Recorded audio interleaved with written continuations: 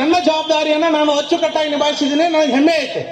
ನಾನು ಮೊನ್ನೆ ಬೆಂಗಳೂರು ಮೀಟಿಂಗಿಗೆ ಹೋದಾಗ ಪಾರ್ಟಿಯ ಅವಲೋಕನ ಮೀಟಿಂಗ್ ನಡೆದಿತ್ತು. ಆ ಮೀಟಿಂಗ್ ನೊಳಗೆ ನಾನು ನೇರವಾಗಿ ಹೇಳಿದೆ, ನೀವು ಬಸನಗೌಡ ಪಾಟೀಲ್ ಅವರನ್ನು ಪಾರ್ಟಿಗೆ ತಗೊಳ್ಳದೆ ಇದ್ದಂದ್ರೆ ನೀವು ಪಾರ್ಟಿ ಕಟ್ಟಕ್ ಆಗಂಗಿಲ್ಲ. ನಾನು ಸ್ಪಷ್ಟ ನಿಲುವು ಇದು ನಾನು ಹೇಳಿ ಬಂದಿನಿ ಅಲ್ಲಿ.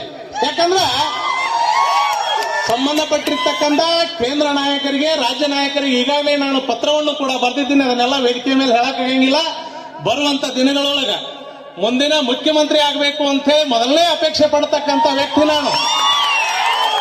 ಯತ್ನಾಳ್ ಗೌಡ್ರ ಅಂತವ್ರು ನಮ್ಮ ಬೆನ್ನಿಗಿದ್ರು ಅಂತಂದ್ರ ನಾವು ಯಾವುದೇ ಕಾರ್ಯವನ್ನು ಸಹಿತ ಸುಲಭವಾಗಿ ಸಾಧಿಸಬಹುದು ಅಂತ ಹೇಳಿ ನಾವು ಬಹಳಷ್ಟು ಹೆಮ್ಮೆಯಿಂದ ಹೇಳ್ತೀವಿ. ಯಾಕಂದ್ರೆ ನಾನು ಕೂಡ ಒಬ್ಬ ರಾಷ್ಟ್ರೀಯ ಸ್ವಯಂ ಸೇವಕ ಸಂಘದ ಕಾರ್ಯಕರ್ತನಾಗಿ 25 ವರ್ಷಗಳ ಕೆಲಸ ಮಾಡಿ ಈಗ ತಾನೇ ನಾನು 3-4 ವರ್ಷದಲ್ಲಿ ಇವತ್ತು ಬಿಜೆಪಿಗೆ ಹೋಗಿನಿ. ಹಿಂದುತ್ವ ಉಳಿಬೇಕಂತಂದ್ರ ಬಸನಗೌಡ ಪಾಟೀಲ್ ಯತ್ನಾಳ್ ಅಂತವ್ರ ಬೇಕು. ಒಬ್ಬರೇ